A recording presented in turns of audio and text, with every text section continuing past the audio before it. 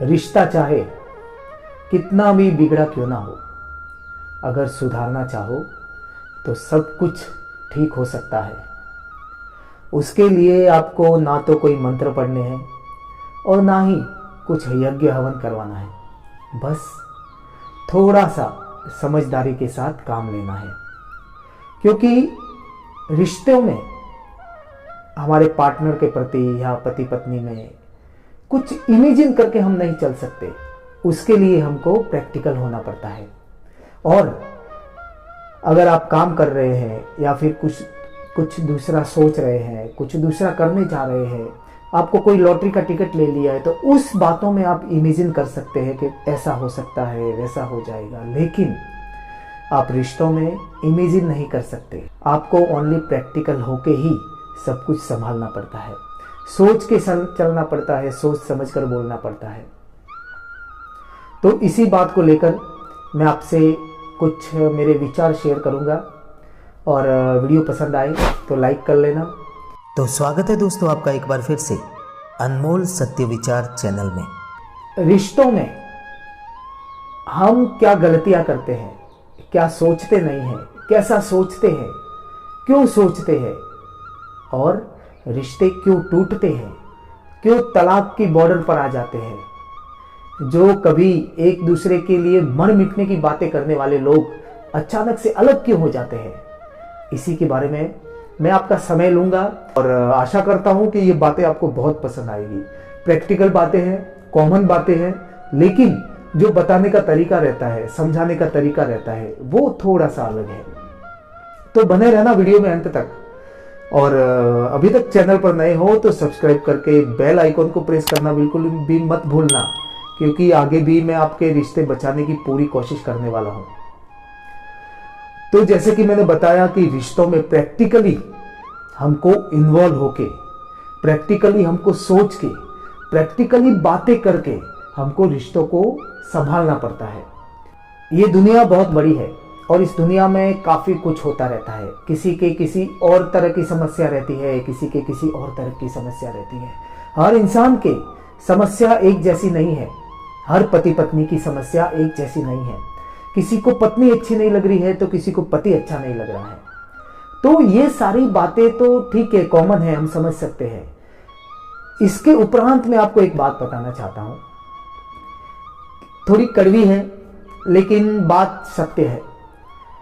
सबसे पहले तो आपको ठान लेना चाहिए कि मैं जिसके साथ शादी कर रहा हूं या फिर शादी हो गई है, उसके बाद थोड़ी अनबन चालू हो गई है, आप एक दूसरे को समझ नहीं पा रहे हो, समझा नहीं पा रहे हो, लोग आपको नहीं समझा पा रहे हैं, आपके परिवार वाले आपको नहीं समझा पा रहे हैं, तो मेरा मानना यह है कि आप या तो उस रिश्ते को तोड़ दीजिए, अलग हो जाइए, अपनी जिंदगी नई से शुरुआत कीजिए, या फिर उस रिश्ते को बचाने की कोशिश कीजिए। क्योंकि आपका अगर आप 100% आप चाहते हो कि मैं मेरे पार्टनर से किसी भी हालत में दूर होना नहीं चाहता, तो आपको झुकना पड़ेगा। फिर आप बोलोगे कि झुकेगा नहीं, तो फिर आपका रिश्ता भी रुकेगा नहीं, टूट के बिखर जाएगा। इसलिए झुकेगा नहीं, अपनी सफलता के लिए डायलॉग इस्तेमाल होना चाहिए, परिवार में नहीं। और आप जितना झुकोगे उतना मान सम्मान पाओगे, चाहे पति हो या पत्नी। देखिए, छोटी मोटी गलतियां होती रहती है, सबसे होती है, और उस गलती को आप झगड़े का मूड बना देते हो। फिर उस गलती में कई छोटी मोटी पुरानी ये वो काफ़ी बातें उसमें इन्वॉल्व होके आपकी जो बात है वो आपका झगड़ा बहुत बड़ा होते जाता है, और उसमें आपके परिवार वाले भी कुछ नहीं कर पाते, क्योंकि जो समझाने जाएगा तो आप एक दूसरे के ऊपर ब्लेम करते हो। ब्लेम करना भी एक तरह से ऐसा है कि आप क्या कर रहे हो, आपका ही पार्टनर है, आपका ही पति है, आपकी ही पत्नी है, उसके ऊपर आप ब्लेम कर रहे हो। ये अच्छी बात नहीं है ना। ब्लेम किस पे किया जाता है? जिसके ऊपर हमको केस करना रहता है, जिससे लड़ाई करनी रहती है, जिससे झगड़ना रहता है, जिससे हम नफरत करते हैं, जिसका कभी मुंह नहीं देखना चाहते, उस पे ब्लेम किया जाता है। अपने पार्टनर पे ब्लेम नहीं करते। तो सबसे पहले तो एक दूसरे पर ब्लेम करना बंद करें। सबसे बड़ा रिश्ता टूटने का कारण यह रहता है कि हम क्या करते हैं, ऐसा इल्जाम लगाते हैं कि वो उसके दिमाग में ऐसा फिट हो जाता है कि वो सामने वाला इंसान आपकी शक्ल देखना तो क्या, आपसे बात करना भी पसंद नहीं करता। तो जिंदगी में ऐसा कभी ना हो। आप कुछ भी बोलने से पहले 100 बार सोचे, सामने वाले की बात पूरी सुने, उसके बाद बीच में उनको बोले। अगर आपको सही लगता है तो सही बोले और गलत लगता है तो उनको टोक ले, थोड़ा सा बोल दे कि आपकी ये बात सही नहीं है, मुझे समझ में नहीं आया, या फिर मुझे पसंद नहीं आई, आप या तो फिर प्रूफ के साथ बताइए। ऐसा कुछ भी कहकर आप अपने रिश्ते को आराम से बैलेंस करके चला सकते हैं। उसके लिए किसी तीसरे की जरूरत नहीं पड़ती है। अगर आपके जीवन में रिश्ता कोई तीसरा सुलझाने आया है तो समझ लो कि वो रिश्ता कभी सुलझेगा नहीं, उलझा ही रहेगा। अरे भैया, जब आप ही एक दूसरे को नहीं समझ पा रहे हो तो तीसरा आपको क्या समझाएगा? वो तो आपको डिमोटिवेट करके ही जाएगा, वो आपको नेगेटिव करके ही जाएगा। आपको मतलब वो बोलते हैं ना कि वो ऐसा समझाएगा कि तलाक लेने तक की बात आ जाएगी। तो तीसरे पे भरोसा करना चाहिए, ऐसा भी नहीं है, बट ऐसा बहुत ही संकट समय आता है, बहुत ही एकदम नाजुक समय आता है, तब अपने को तीसरे का हेल्प लेनी चाहिए, किसी से कन्वर्सेशन करनी चाहिए, किसी से कंसल्टिंग करनी चाहिए, उसके बाद आप फैसला दीजिए। जैसे कि मैंने पिछली वीडियो में बहुत सारी मेरे पास कमेंट्स आई थी कि किसी की पत्नी किसी को प्यार नहीं करती है, किसी के पति किसी को प्यार नहीं करते हैं, किसी ने पत्नी को धोखा दिया है, किसी ने पति को धोखा दिया है, कोई किसी और से बात कर रहा है, कोई किसी और से बात कर रहा है। तो ये सब बातें करके आप लोग पति पत्नी के रिश्ते को नाजायज ठहरा रहे हो, आप पति पत्नी के रिश्ते को बदनाम कर रहे हो। और लास्ट वीडियो में मैंने यही बात कही थी कि आपको सारा सुख, सारा प्यार एक ही इंसान से मिल सकता है। आप एक बार शुरुआत तो कीजिए, आप एक बार बात करना शुरू तो कीजिए, आप अपना बड़प्पन दिखाइए, अपना प्यार दिखाइए, सम्मान दीजिए, इज्जत कीजिए अपने परिवार के सामने, अपने घर वालों के सामने। तो मेरा मानना है कि आपका रिश्ता कभी भी टूटेगा नहीं। और ये सब कॉमन बातें हैं जो मैंने आपको बताई है। इसमें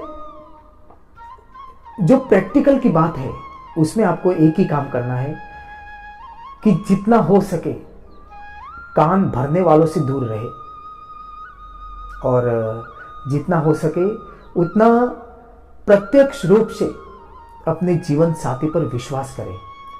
हम बार बार क्या करते हैं कि मन घड़त अपने विचार लाते रहते हैं दिमाग में कि ये ऐसा कर रही होगी या ऐसा कर रहा होगा, ये वहाँ गया होगा, वहाँ गई होगी, ये उससे बात कर रही होगी, उससे बात कर रहा होगा, जबकि बहुत बार ऐसा कुछ नहीं होता है। हम जैसा सोचते हैं वैसा कुछ भी नहीं होता है, और यही वायरस आपके दिमाग को खा जाता है। फिर आप क्या करते हैं, जैसे ही सामने कोई बात करने आता है आपका पार्टनर, तब आप उससे गुस्से में बात करते हो। उसको आप मतलब जो आप शक कर रहे हो, आपके दिमाग में जो कचरा भरा हुआ है उसको आप सामने नहीं ला रहे हो, लेकिन गुस्सा कर रहे हो। बात बात पर, किसी भी छोटी मोटी बात पे लेकर आप चिड़चिड़ापन महसूस करवा रहे हो सामने वाले को।